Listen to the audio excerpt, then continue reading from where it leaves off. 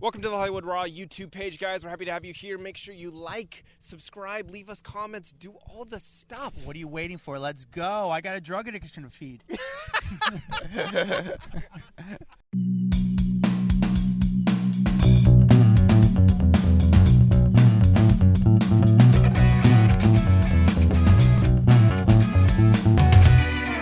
Welcome to the Hollywood Raw podcast. It's Friday. It's that time. Finally, Adam, we can go into the weekend. But before we go into the weekend, we got to get everyone caught up on all the big entertainment stories of the week. So that is why we're doing the Raw Rundown right now. Adam, how you doing this week, buddy? I'm good. If you're watching YouTube, Dax, what do you think of my hair right now? Do you like it or no? It's huge. Is it What really is that going big? on? I don't know. It's I don't know, humidity, but I kind of like the waves. I don't know. How humidity. humid is it there? It's about to rain. It's pretty humid. I don't know. I got a lot of hair, but it's all going back, so I need to control it. I don't know. How you doing, man? I'm good, dude. I'm good. I get excited for the rundowns. I think I get excited because I see other people excited. Like I go into like Twitter and Instagram and people are like, "Oh, I can't wait for the rundown." So I don't know. It like gets me stoked to actually do it. So I don't. Yeah. I'm looking for the weekend, buddy.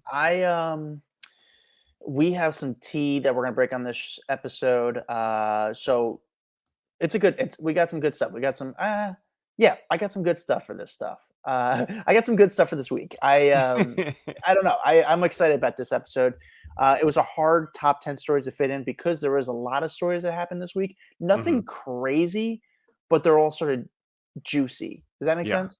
No, totally agree. It's going to be a good week. I think people are going to enjoy this episode just by all the stories that have been going on out there right now. So And let's if you're a first time listener, in the middle of the week we release an interview where it's me and Dax just kind of talking to each other. This past week we had our friend Charles from Autograph City. It's a really good interview. We want to hear the life of what's going on in the autograph world when it comes to celebrities and their interview process. Who's cool, who's not when it comes to signing autographs, how much their autographs go for. How about some of the names of the people that actually set up autograph sessions to just make bank? That was probably one of my most fascinating parts of that interview. Plus, everyone I've talked to has said they love the interview because no one knows a lot about autograph seekers. And the fact that they can make that much money getting autographs blows my mind. So very, very cool interview. Go check it out if you haven't already. Yes, and then at the end of the week, we do a Raw Rundown, which is our top 10 stories of the week. Before we get to our Raw Rundown today, we are going to read a review. Dax, do you have a review? I got an iTunes review right here. This one comes from Maddie Craig, 5 stars. I love pop culture. I found this podcast through Shannon's podcast, Fluently Forward. Shout out to Shannon. Shout out, Shannon. And I love how this, and I really love this podcast. It's always interesting to hear the point of view of gossip from people in the industry. Keep up your hard work. It's appreciated. Well, thank you, Maddie. Thank you, We work Maddie. actually really ridiculously hard on this podcast and prepping and doing booking and all that stuff. So I appreciate your kind words. We do put a lot of work into this, and it might not show all the time, but I promise you, even when it's shit, a lot of work went into the shit. It's a lot. Dax, let's start our Raw Rundown, starting with number 10. Number 10, Al Pacino is a father again at the age of 83. He has now welcomed, this is his, is it 4th child into the world? His son's name is Roman. So Roman Pacino is his name. And this is, you know, his reps confirm this to E! News along with kind of everyone else. But he's got a 33-year-old daughter. And then he's got a 22-year-old son and another 22-year-old daughter. So he's got a lot of children running around out there right now. But it sounds like he's really excited. And I mean, that's the news story. Dude, a dad at 83. I know we talked about when we first heard about it, but it's pretty wild. There's nothing that sounds worse to me than to have a newborn baby at the age of 83. But it's like you're at the first of all, I forgot that Al Pacino is still 83. It's hard to think that this guy is 83 years old. And now also having a kid at 83.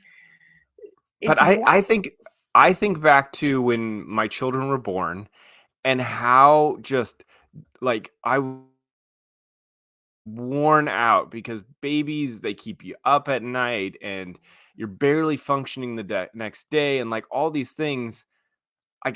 I gotta imagine he's got to be exhausted. And granted, he's got the young girlfriend, or is she the girlfriend or wife? Girlfriend, right? She's girlfriend, yeah. Young girlfriend. I'm sure he's got help, but nevertheless, there's a crying baby in your house. I got to imagine that's exhausting for an 83-year-old dude. Yeah, it's a wild thing, and she's not a bad-looking girl. He again, he's 83. What do you I guess he looks good for 83. That's what do you say, you know? Like, oh, he's not she can't say he's hot. No, he's hot for 83. Yeah, So, but this girl, again, like we said in previous podcasts, this is not the first older person she's been with. She was with Mick Mick Jagger, wasn't it? Jagger. Yeah. So it's just what a world. What a weird. It's pretty insane. And it's like you said, you feel bad a little bit for the kid, don't you? I feel yes, I feel terrible for the kid. If your dad is 83, I what's the chance the dad's going to be there for their 10th birthday? You know what I'm saying? Like 93 is pretty old. 103, I don't think so. So Yeah, your dad's not going to be there to watch you, have your first drink at yeah. 21. Weird thing, crazy thing. But Al Pacino, congratulations, is a father at 83. Number 9. Number 9 is Denise Richards, and Charlie Sheen's daughter, Sammy, who is 19 years old, explains how she makes money being a quote-unquote sex worker. So I don't know if you guys watched or saw this story floating around online, but she talked about her job being a sex worker, working on OnlyFans. And so she wanted to clarify that she doesn't actually have sex on camera, after one TikTok user accused her of choosing porn because she has nothing else to offer the world. And she said, look, I'm not a porn star. I don't meet up with people. I don't film myself having sex. I don't do that. She said that she wasn't comfortable with that kind of line of work, but she has no judgment towards other people who are. She said, the only reason I said I'm a sex worker is because of my main source of income is from OnlyFans. And if people did their research, they would realize that there's multiple forms of sex work, and that she's been doing OnlyFans for almost a year now. And I love my job, or she loves her job, and absolutely nothing anyone could say or do to get her to change her job. And you remember, Denise Richards, she's kind of gone, okay, if this is what she wants to do it. Charlie, on the other hand, wasn't so happy about it. I remember him putting out a statement saying, look, she was under my roof, but now she's doing it kind of with her mom. But he said, I just hope she keeps it classy. I hope that she uses the right judgment when she's doing what she's doing. So I think he realized he can't stop her from doing it, so I might as well just wish her doing it in a good way. But she charges $19.99 a month for her stuff. And she said something. I don't think she doesn't show her breasts. I think that she is going to have a breast augmentation soon. So she's waiting to fully show the ladies off until that work is done. Yeah, it's so crazy about OnlyFans. It's like you could join. And this is from what I've been told. I've never joined an OnlyFans. Yeah, but Your OnlyFans is kicking. oh yeah, it's Just pictures of your big hair.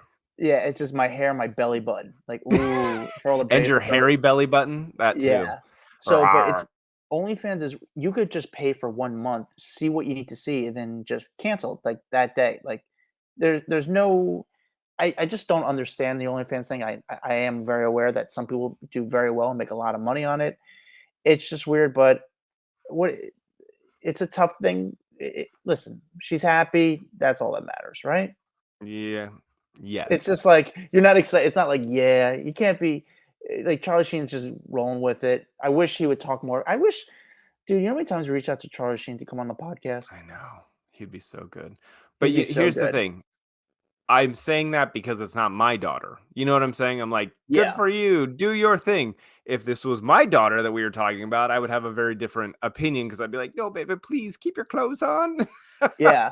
But the you sex know? work thing obviously was very trendy. You saw it a lot in the paper this past week about sex worker, Hmm. and obviously that's clickbait for the news sites. When you see sex, Charlie Sheen's daughter's a sex worker, that's going to get people to click on because then you have to Oh, clarify 100%. what that exactly means. So just remember, like we're all getting clickbaited into this story. All right, Number 8.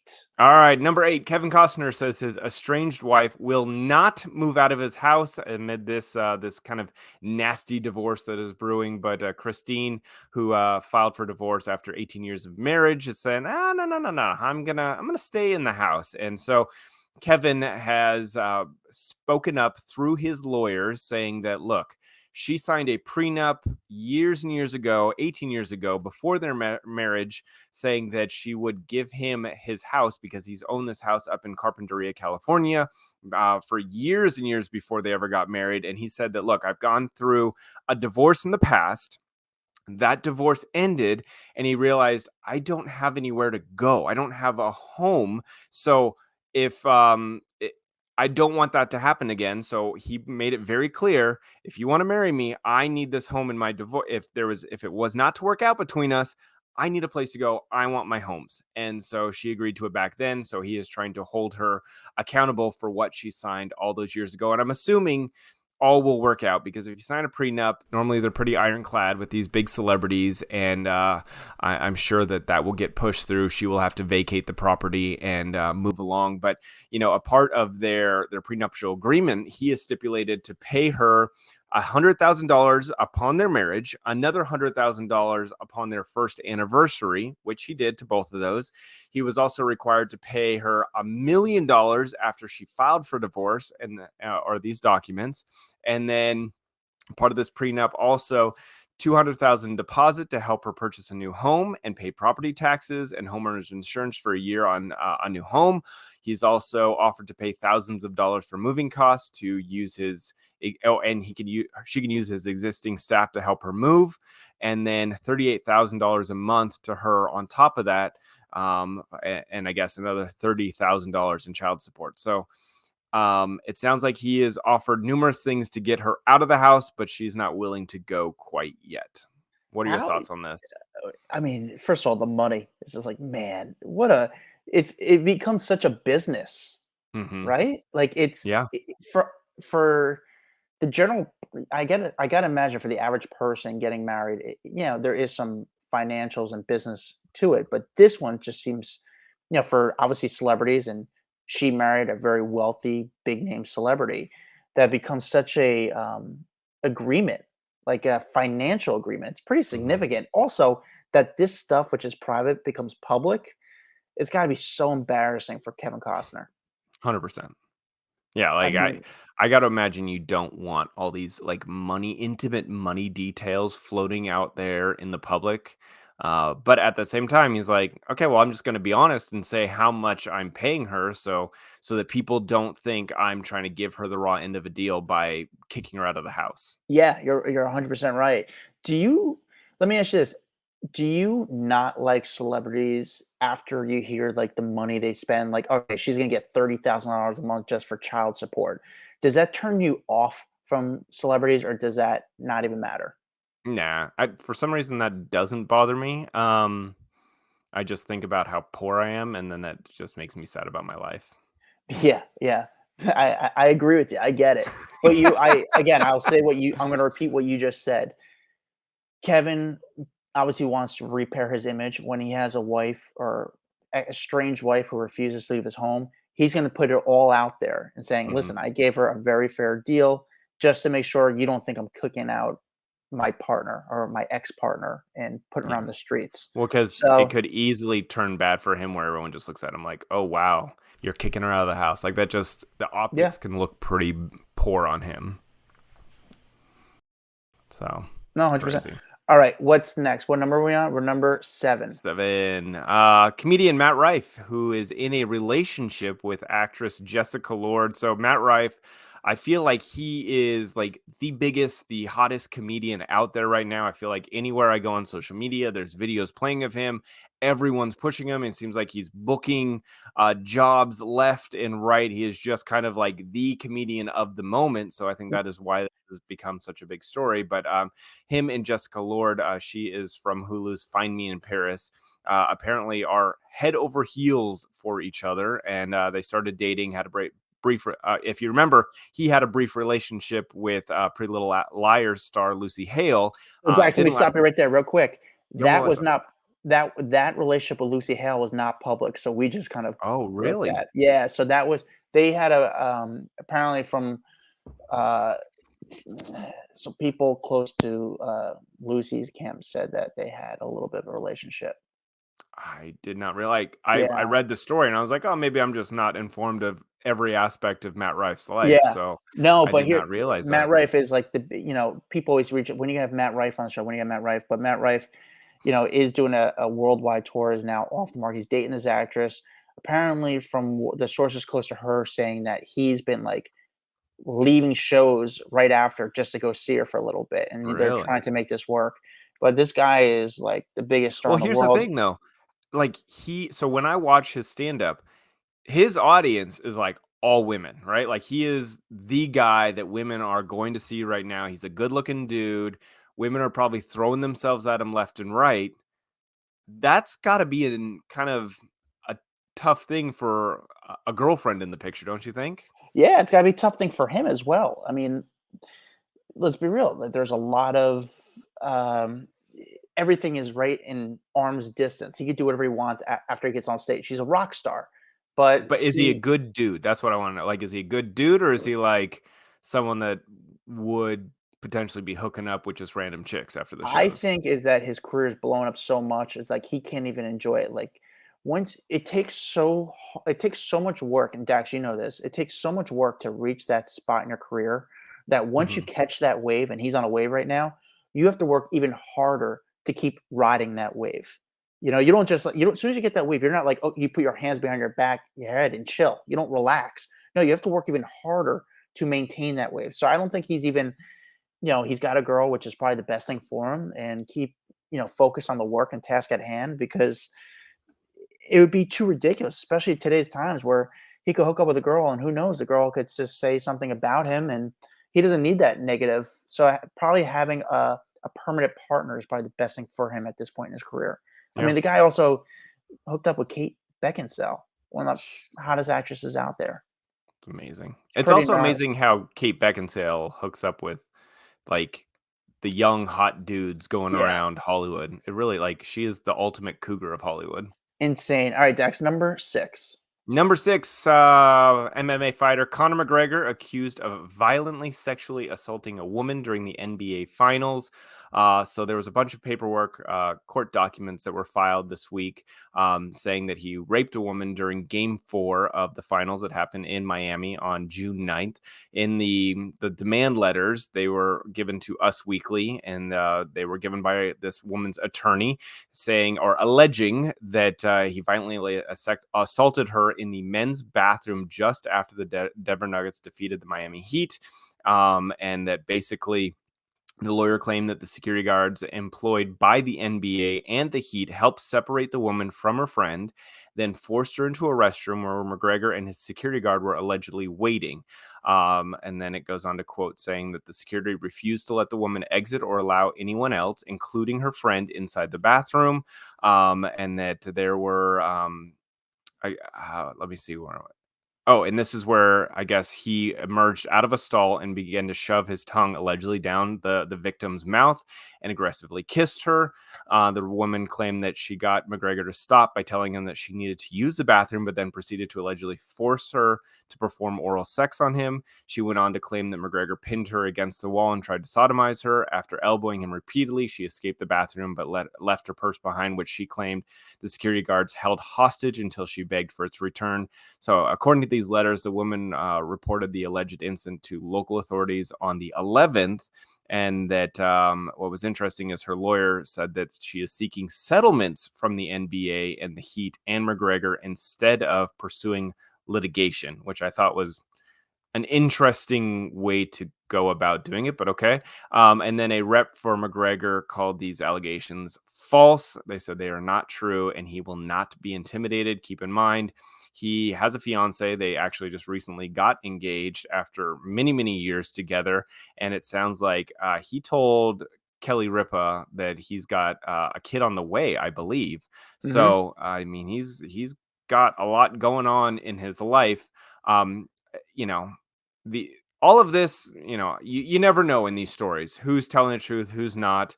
But I would say the interesting thing that stood out in my mind was just she's looking for a settlement rather than litigation. So Is that that a to red me is flag weird. for you? What is it? Is that a red flag for you? I feel that, and again, I can't speak for any woman who or man who's gone through any kind of sexual assault in their life, but I would say if something like that happened to me, I would want that person to be behind bars. You know what I'm saying? Like, I wouldn't, it's not about the payday for me. It's about someone did something wrong to me. I want them to pay for it and not necessarily, I'd probably want money and for there to be some kind of consequence for their actions. So I just thought that was interesting that they're looking for money in this situation. I don't know. Again, it seems weird to me. But you never know what's going through someone's mind during a alleged traumatic incident. I don't know. So Conor McGregor was in New York this week. I got his first interview to talk about. Well, I didn't even get an interview. Let's be real. But Conor McGregor was in New York this week. I got him to talk about his situation with the mascot. If you saw the videos became viral this Yep. last weekend, him beating up a mascot, and he talked about it. So actually, I was driving, and no, I was sitting in my car, and Conor McGregor walks out of a hotel. I'm like, Conor McGregor, wow, that's insane. So Conor McGregor walks towards a corner. I run out my camera. Now, before this, I want you to know that I knew Conor McGregor was going to be in New York. And I reached out to his publicist. I reached out to his manager. Say, hey, man, Conor's in New York. Any chance I could get 2 minutes with Conor? The guy connects me with the publicist. Publicist hits me up and says, hey, Adam, we'll try to find some time for you Tuesday night. But Monday, I ran to Conor. I'm like, dude, I can just bang it out right now. It's easy. So Conor's walking down the street. He's got a bodyguard, 2 camera guys, and an older woman who I sort of knew was his publicist. So I run up and I start talking to Conor. I'm like, Conor, tell me about the mascot. And he kind of briefly mentions the mascot situation, talks about the mascot. Then the publicist says, hey, we'll get you later in the week. I know you're talking to one of our other colleagues. I'm like, all right, cool. You know what? I'll wait and I'll do the right thing. And I'll wait till later in the week to do, because you guys are going to set me up for more time with Conor McGregor. I follow him with the next day. Basically what happened is the PR team was giving me the runaround. And the next day after that, this comes Wednesday, the PR team's giving me the runaround. So I said, screw it. I'm going to try to go find Conor McGregor myself and just do what I usually do rather than go through the right protocols, because I'm trying to do the right thing, go through the right protocols. But yet again, I got to do my job and get an interview with Conor McGregor. So I find out that he's at a restaurant at the Polo Bar. And he's with his team, and I go to the Polo Bar, and I knew he was staying at a hotel not far from there. So I went to the Polo Bar. Conor McGregor comes out, and he could tell he had a few drinks on my guess. And I get him back going into the hotel. He gives me a little bit more words. He talks to me a little bit when he goes back into the hotel. And I was like, it was crazy. It was just kind of those autographers bother Conor McGregor. But then all of a sudden, 5 minutes later, the publicist walks into the hotel. I go, hey, Adam, I got Conor. And she's like, oh, you already got him. I was like, no, I did. I asked one question. And he's like, you told me I was getting more time with him. And I was like, well, listen, can I talk to you real quick just to kind of tell you what I've done? Because I'll be honest, I've buried stuff for Conor McGregor. I've made sure to control the narrative. I've been very, very good at him. When he got to the incident with Machine Gun Kelly, I was able to kind of remember the incident with Machine Gun Kelly and Conor McGregor when they had the incident at the VMAs. I was able to kind of bury that story really quick and address it and kind of move past it. I started Conor McGregor and Floyd Mayweather's fight, and I tried to talk to her, just like, hey, I just want to talk to you about this thing, and she was so rude, and she blew me off, and totally, she was honestly, I was about to say it in a bad word. She was just a complete bitch to me, and it was so unrude. Where everyone around saw, my other friends who were nearby saw, dude, what was that about? That was so weird, and I knew there was a story brewing about Conor McGregor, and I told her, I said, hey, there's a story coming out. I think you should know about this. And she was a complete bitch and just ignored what I said. And just what? I could have helped her out and bury the story. Number 5. Number 5, Treat Williams. Sad story this week. Passed away after a motorcycle incident. And now one of the witnesses that actually saw him was speaking up about how he was there outside of his store and kind of witnessed the entire crash go down on Monday. What was interesting was that the man said that he was actually totally alert, answering questions after the incident, but obviously succumbed to his injuries after the fact.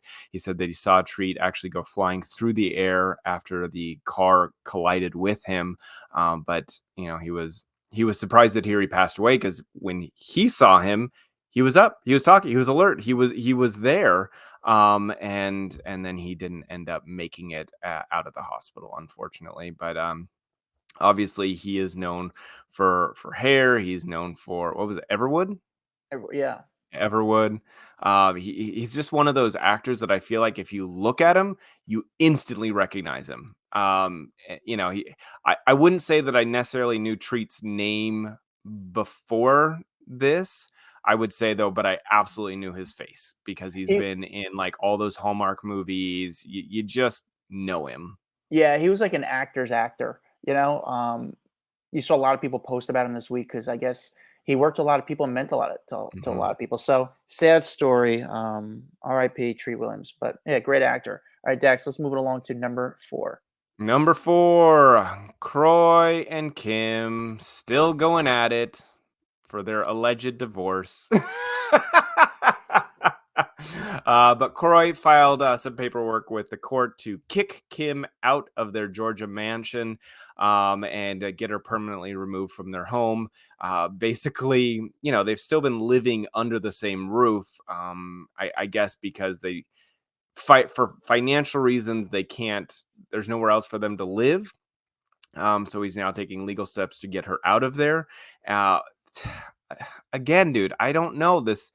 I am trying so hard to be on board with this being a real story, but then there's parts of it that, even though they're filing documents with the court and she's saying that he's smoking too much marijuana, and and then he's saying that she's not safe around the kids and she's got a gambling problem, and all of this going through the court, like, this is the best way to make it believable is you just file court documents, because the second you file a court document, all the news reports will pick it up and say, oh, well, they filed it in the court, so clearly it has to be true. But then where it sucks me back out of it is when she is now talking and she's teasing the fact that people may see her on this season of Real Housewives of Atlanta and taking pictures with the Real Housewives of Atlanta. To me, I'm like, okay, it worked. Your fake divorce got you back on the show, and the show is going to make you money and fuel all of, like, help get you out of all of your financial situations. And then what happens is she goes, okay, Kroy and I made up. We're all good. We settled our issues, and look, we're back together. Like, it would be the perfect plot to getting back on television. I agree with you. I mean, it's a crazy thing to think of, because a lot of these people would sell their soul for, that's what they're doing, but it's a job. Reality TV. It's a way of making money. Look at Vanderpump right now. I mean, was it real? Yeah, but now these people realize, like, yeah, let's make money on it. Let's monetize it. Let's build our brand. I mean, I'm curious, not changing subject, but I'm curious.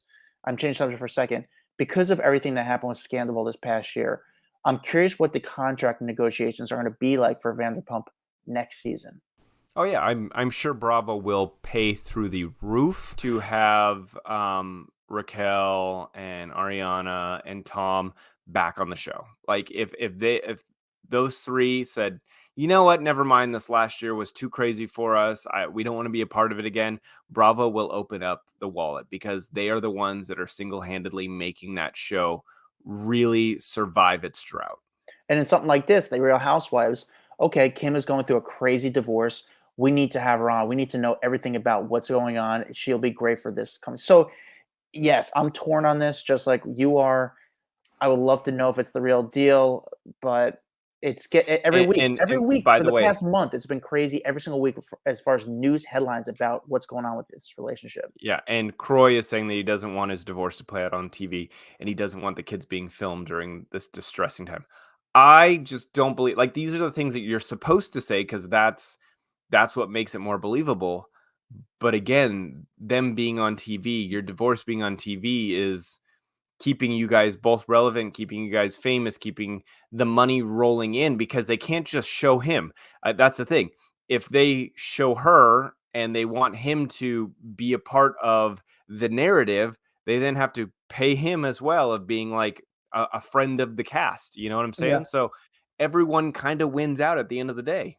Yep. All right, Dax, number 3. Number 3 is Demi Lovato.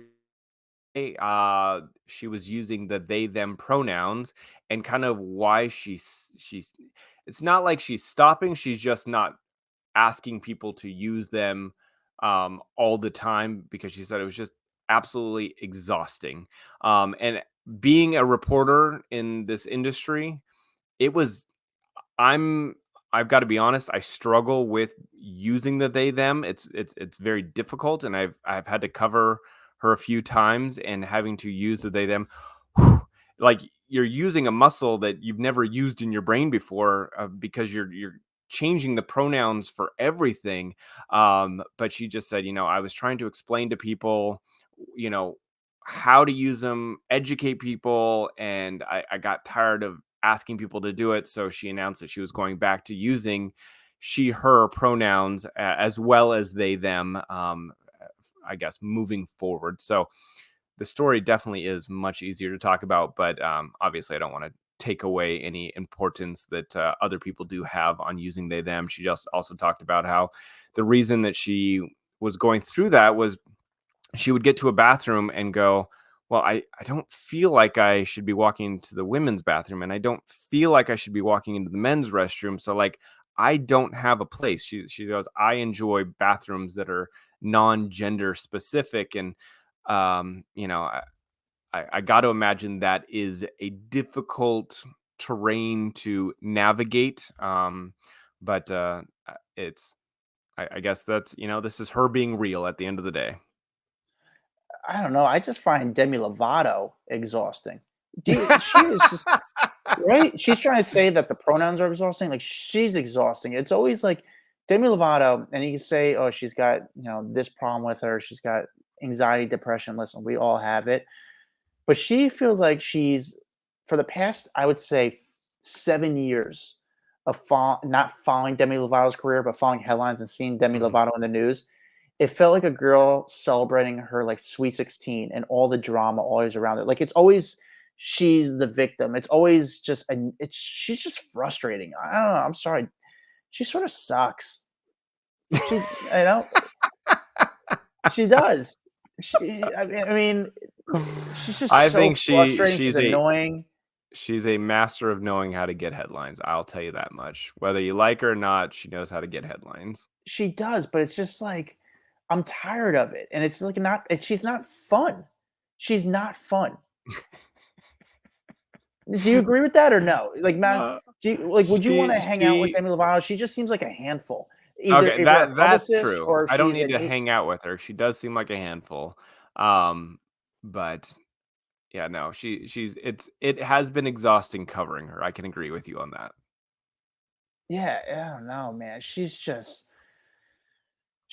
like someone who I'd be scared to be in a room with, like locked in a room with. And after saying all this, I think you should be scared to be in a room with her. Yeah, I mean, what can you do? It's not my cup of tea. All right, number 2.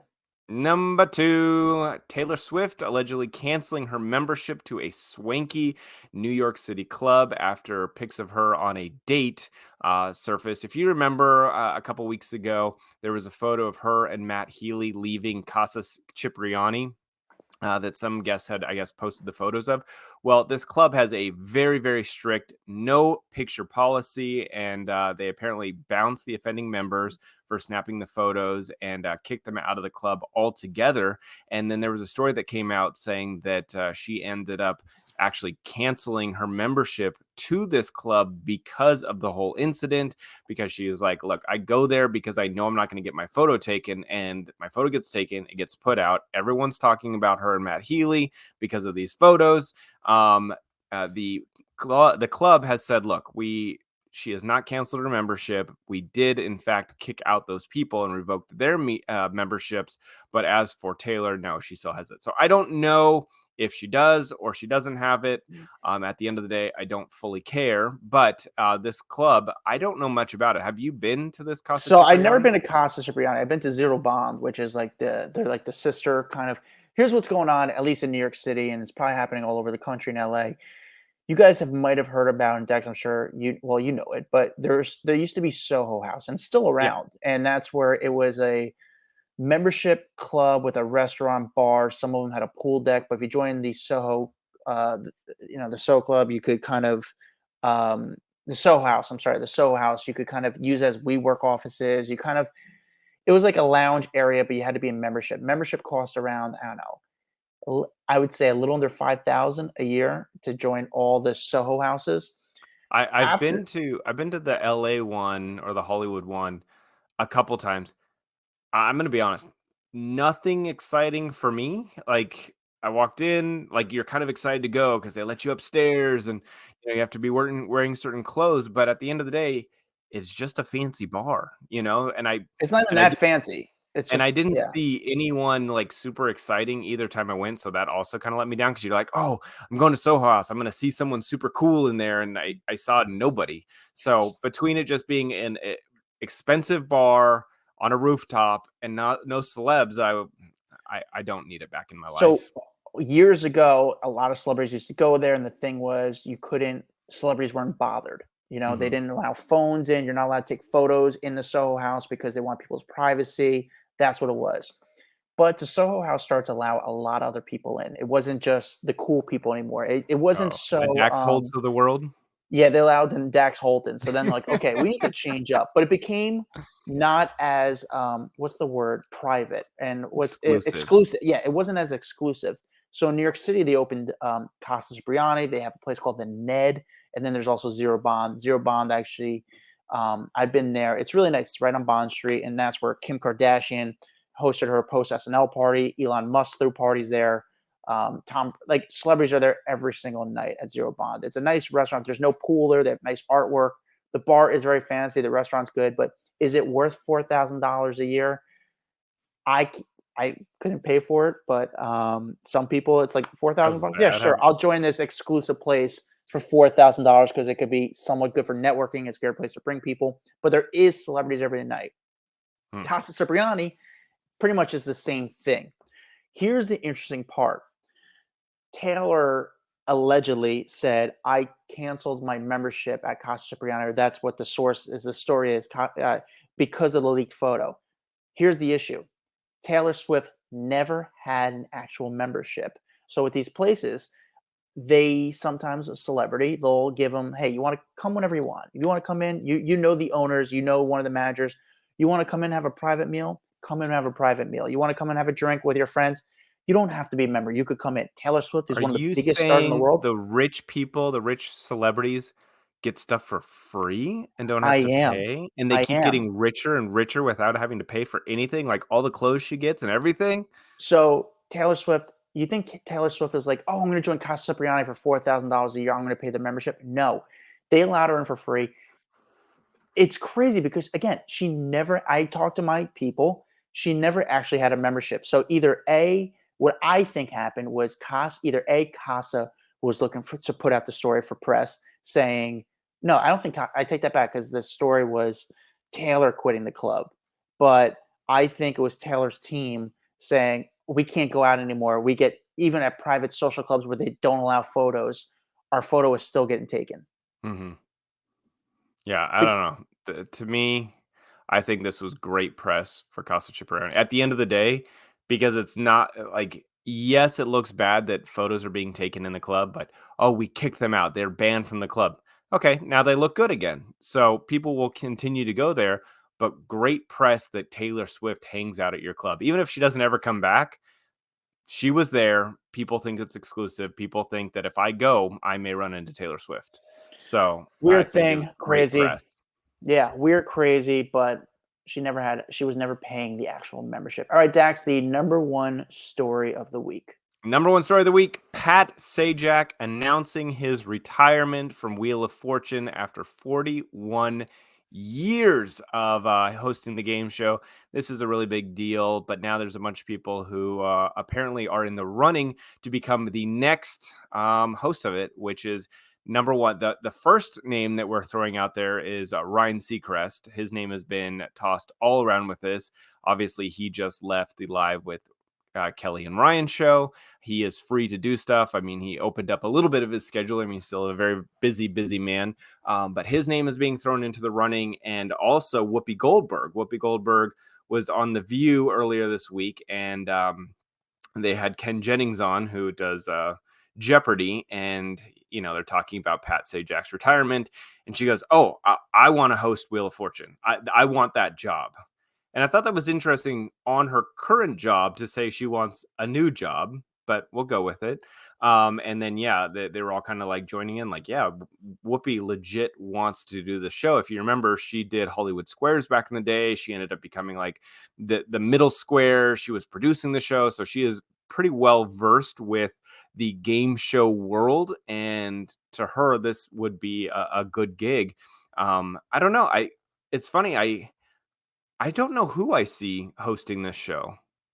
It's you know what? It's interesting with when you host a show like this, there's no, and Whoopi or Whoopi or Ryan Seacrest, you don't really show any of your personal personality. It's so game show. It has such a formula that, you know, Pat has a little bit of personality when he starts to talk, has like one question to each guest. He has that little back and forth banter. But besides that, it's very straightforward. Whoopi could be a good host, and so could Ryan Seacrest. Ryan Seacrest is I almost like it's good forever money. You know what I'm saying? It's like one of those shows that you'll take until you retire. I just feel like both of them are so talented with live television that it is like live television is a really tough skill to possess and to do well at. And I feel like Ryan and Whoopi are so freaking good at doing that I'm surprised that they would want to do a game show. It seems like a downgrade to me. No, I think they would do it because the money's great and you get to work once every 2 weeks because you do 7 episodes in a day. I don't know what their schedule is at Wheel of Fortune. They might do 1 week on, they might work 1 week a month. I don't know what the schedule is, but they usually film like 7 to 8 shows in a day.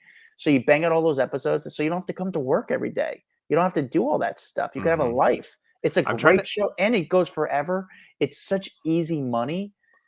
But like who could you see having that gig? Like I'm just trying to picture that person coming out and saying, you know, Dax, this is how good of a job that is. Oh, I thought you were saying me. No. Honestly, you would do good at that. You would be a good game show host. This is how good of a job it is. Drew Carey, who was a great comedian, was an actor, had his own show on ABC, did so well, and then all of a sudden becomes the host of Price is Right and says, fuck it, I'm not going to do any other job. I got the best job right now. I don't have to work anymore. I just landed the jackpot. This is the type of job because it's one of the best jobs in show business. Stable, very easy. Yeah. But at least on that show, he does have his personality. His personality shows through, you know, like Wheel of Fortune. I agree with you. I don't see them being able to really showcase their personality on it. Not like Ryan Seacrest, where you go to Ryan Seacrest because of his personality. He's just a great broadcaster, and that's not a knack or like a dig. I'm not putting a dig at Ryan Seacrest. It's like he's a great broadcaster. He's not known for being funny. You know, he's a charming guy, but that's all you need. You need someone who's charming as the game show host because the show's not about you, Wheel of Fortune. It's about the 3 contestants and Vanna White, of course. She's not leaving. I wonder, you know, what'd be interesting is to have Vanna actually host the show. You don't hear her talk enough. By the way, have you ever met Vanna White in person?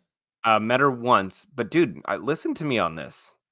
That could be a really interesting twist. After 41 years of your sole job is to like be the woman in the back that doesn't say much, but like walks and spins the numbers to actually take over the show. Like everyone loves her. She's on the show. Have her start doing the actual hosting. Who's going to know that show better than Vanna White? Nobody. Have her do that. Have someone else come in to flip the numbers or the letters. I mean, like that, dude. Why am I not a producer on The Price is Right or Wheel of Fortune? Goddamn, can't talk right now. Yeah, they just the industry will not allow us in. But that is a great idea, Dax. I appreciate that. Thank you guys for listening to the Raw Rundown. Make sure, and if you're watching us on YouTube, thank you. Like and subscribe. Helps us out so much. Follow us on Instagram, TikTok, Facebook. We're on it all. Facebook, we have a private Facebook group called Off the Record, which I always say you really should be on there. If you listen to this podcast, join the Off the Record Facebook group. It's a lot of fun. Follow me at Adam Glyn. Follow Dax Holt at Dax Holt. We'll see you guys next time. Bye-bye. Bye.